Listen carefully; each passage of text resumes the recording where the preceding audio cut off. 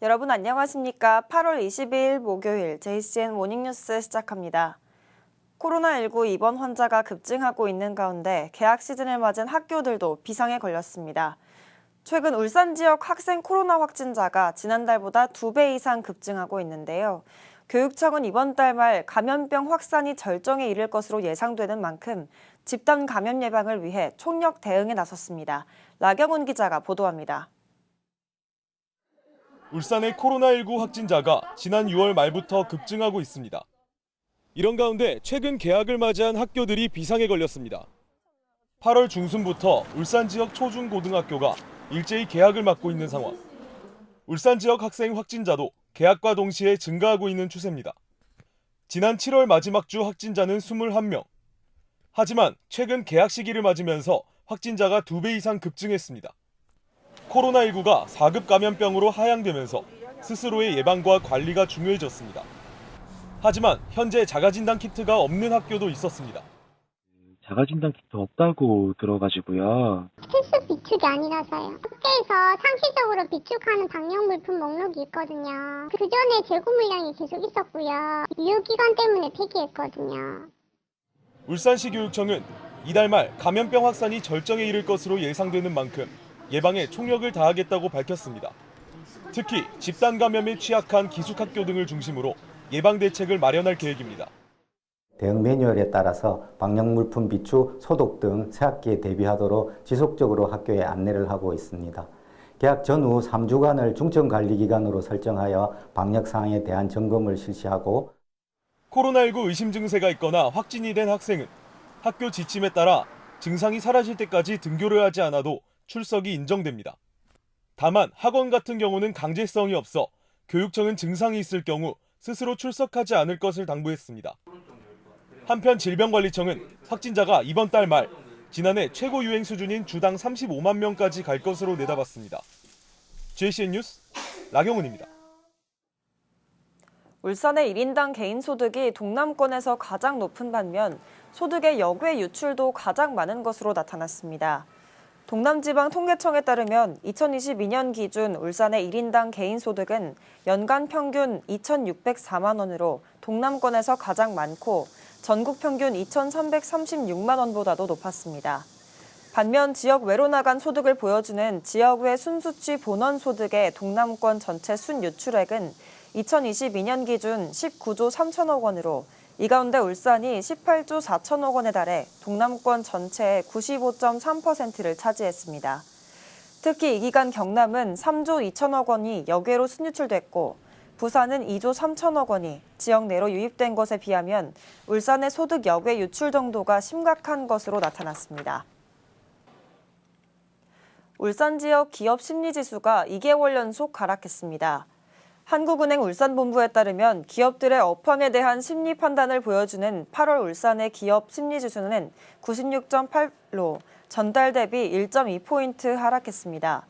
이는 지난 6월 이후 2개월 연속 하락한 것으로 다음 달 전망지수도 2.6포인트 떨어진 93.3으로 집계됐습니다. 기업들은 경영상 어려움으로 내수 부진과 불확실한 경제 상황, 인력난과 인건비 상승 등을 꼽았습니다. 울산 수출이 지속적인 증가세를 보이면서 올해 울산 전체 수출액도 900억 달러를 무난하게 달성할 것으로 보입니다. 한국무역협회 울산지역본부에 따르면 지난달 울산 지역 수출액은 72억 달러로 전년 동월 대비 5.5% 증가하며 5개월 연속 증가세를 보였습니다.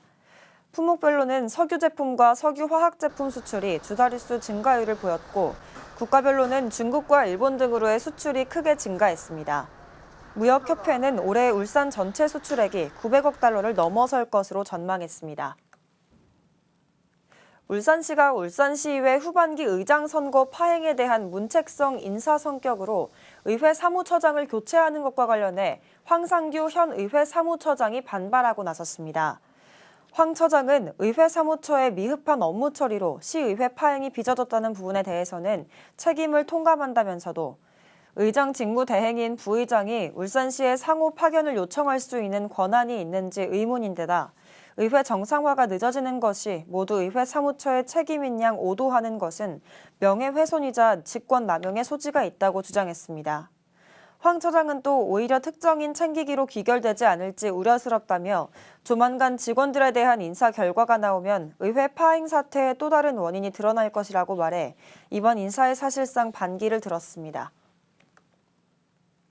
울산시 교육청이 오늘 오전 9시부터 2025학년도 대학 수학 능력시험 응시 원서 접수를 시작합니다. 접수 기간은 다음 달 6일 오후 5시까지로 지역 고등학교 졸업 예정자와 졸업생은 출신 고등학교에서, 고졸 검정고시 합격자 등은 시교육청 지하 1층 고사관리실에서 원서를 신청하면 됩니다. 수험표는 오는 11월 13일 응시 원서 접수처에서 배부되며 시험은 11월 14일에 치러질 예정입니다. 울산시 교육청이 교육부의 사교육 부담 없는 지역학교 사업에 최종 선정됐습니다. 이 사업은 지역 특성을 반영한 우수한 사교육 경감 모델을 개발하는 사업으로 시교육청은 다음 달부터 3년간 교육부에서 사업비 17억 원을 지원받게 됩니다. 교육청은 초등학교를 대상으로 학생 기초학력 보장 프로그램을, 고등학교를 대상으로 방과 후 프로그램 다양화 사업을 추진해 사교육비 경감 효과를 분석할 계획입니다.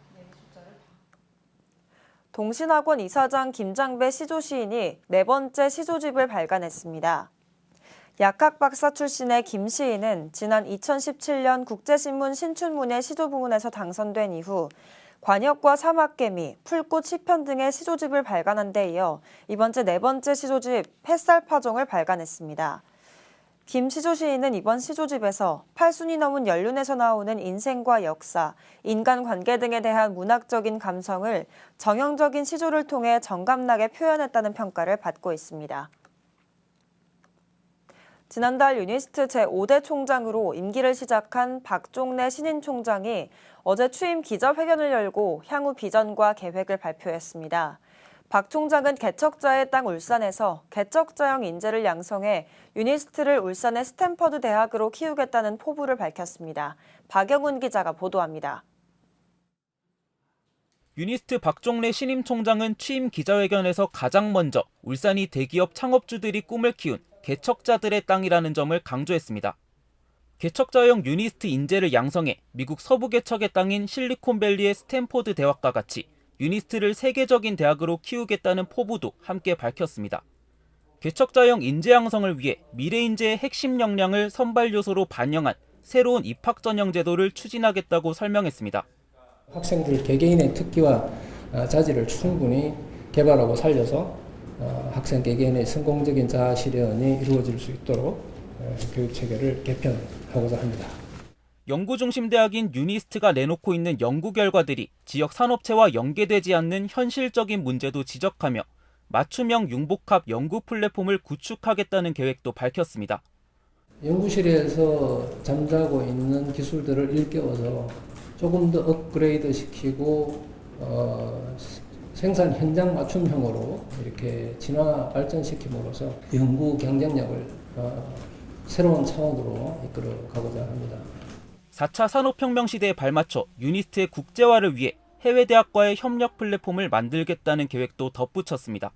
해외 유수 대학에는 거점랩, 유니스트 거점랩을 확보를 해서 박사 후 과정이라든지 연구원 교수라든지 인력을 중심으로 해서 실질적인 국제 협력이 일어날 수 있도록 그렇게 할 예정이고, 구체적인 연구에 대해선 유니스트의 강점이던 2차 전지와 최근 트렌드인 인공지능, 울산 제조업의 디지털 전환을 위한 스마트 제조업 등 세 분야를 집중적으로 지원하겠다고 밝혔습니다. 경쟁력 있는 우수한 교수들의 이직 현상을 최소화하기 위한 방안으로 유니스트만의 고유한 연구 문화를 해법으로 제시하기도 했습니다. 유니스트가 지난 17년간의 성장을 기반으로 이젠 세계적인 명문대학으로 도약할 수 있을지 주목됩니다. JCN 뉴스 박영훈입니다. 울산시민연대가 울산시가 추진하는 무상버스 사업의 이용 대상을 확대할 것을 제안했습니다. 시민연대는 울산시가 초등학생과 75세 이상 노인을 대상으로 시내버스 무료화 사업을 추진하는 것을 환영하면서도 청소년과 다자녀 유아 보호자에게도 할인 혜택을 주는 등 수혜 대상을 확대해야 한다고 주장했습니다. 또 이용자 편의를 위해 저상버스를 확대하는 한편 버스 보조금이 늘어나는 만큼 투명성과 정확성을 보장할 수 있는 제도도 도입해야 한다고 강조했습니다. 동구 지역 시민단체가 울산시의 시내버스 노선 개편안에 대해 반대하면서 주민공청회를 개최해야 할 것을 촉구했습니다. 동구 살리기 주민대회 조직위는 어제 동구청 프레스센터에서 기자회견을 열고 기존의 일부 버스 노선을 유지하고 확대해달라며 노선 개편안을 확정하기 전에 주민들의 의견 수렴을 위한 주민공청회를 열어줄 것을 울산시에 요구했습니다. 김태선 더불어민주당 의원이 물 관리를 체계화하고 고도화하는 내용을 담은 하수도법 일부 개정안을 대표 발의했습니다. 김 의원은 현재 하수처리 시설 노후화와 체계적이지 못한 하수처리 관리로 인해 운영비가 급격하게 증가하고 있다고 지적하고 이는 지난 정부에서 ICT 기술로 하수처리 시설 운영을 진흥화했지만 현 정권에서 중단됐기 때문이라고 주장했습니다. 김 의원은 이에 따라 기술을 활용한 하수처리 시설의 고도화와 비용 절감이 필요해 관련 법을 개정해야 한다고 강조했습니다. 지난 19일부터 실시되고 있는 을지연습에 HD현대중공업도 참여했습니다. 국가 중요시설 최고 등급인 가급으로 지정된 HD현대중공업은 지난 20일부터 비상소집과 각종 동원 임무 등에 대한 훈련을 펼친 데 이어 어제는 선박에 대한 드론 테러 대응 훈련을 실시했습니다. 말소 번호판이 붙은 대포차를 타고 다닌 불법 체류 외국인 3명이 경찰에 붙잡혔습니다. 울산 북부경찰서에 따르면 지난 16일 태국 국적의 불법 체류자 50대 여성 등 3명이 말소된 번호판을 단 차량을 몰고 경주시 모하읍에서부터 울산 북구까지 약 5km를 운전했습니다. 경찰은 이들을 자동차 관리법과 출입국 관리법 위반 혐의로 현행범 체포하고 대포차를 구입한 경위 등 여죄를 조사하고 있습니다. 지난 20일 밤 11시 6분쯤 중구 태화강 내 황교 아래에서 60대 여성이 물에 빠져 숨지는 사고가 발생했습니다. 신고를 받고 출동한 경찰과 소방당국은 수중 로봇 등 장비 11대를 동원해 수색에 나서 60대 여성 A씨를 발견하고 어제 새벽 1시 5분쯤 구조를 완료했습니다. A씨는 심정지 상태로 병원으로 옮겨졌지만 결국 숨졌으며 경찰과 소방당국은 정확한 사망 원인을 조사하고 있습니다. 여성 운전자만 노려 일부러 손목을 부딪히고 치료비 명목으로 돈을 뜯어낸 50대에게 실형이 선고됐습니다. 울산지법은 공갈 등의 혐의로 기소된 50대 A씨에게 징역 1년 8개월을 선고하고 160만 원의 배상을 명령했습니다. A씨는 올해 1월 울산의 한 주차장 앞 도로에서 30대 여성이 몰던 승용차 뒷거울에 자신의 손목을 일부러 부딪힌 뒤 남자였으면 가만두지 않았다고 협박해 치료비 명목으로 60만 원을 받아내는 등 여성 운전자 19명으로부터 400여만 원을 뜯어낸 혐의를 받고 있습니다. 북구청이 어제 북울산병원과 울산시티병원, 울산엘리아병원과 재가의료급여사업 업무 협약을 맺었습니다. 재가의료급여사업은 의료급여를 받는 장기 입원 환자 가운데 외래 진료가 가능한 환자가 집에서도 불편함 없이 생활할 수 있도록 의료와 돌봄 등 통합 서비스를 제공하는 사업입니다. 이번 협약을 통해 3개 의료기관은 북구에 거주하는 사업 대상자에게 맞춤형 의료 지원 서비스를 제공하게 됩니다. JCN 모닝뉴스를 마칩니다. 함께해 주신 여러분 고맙습니다.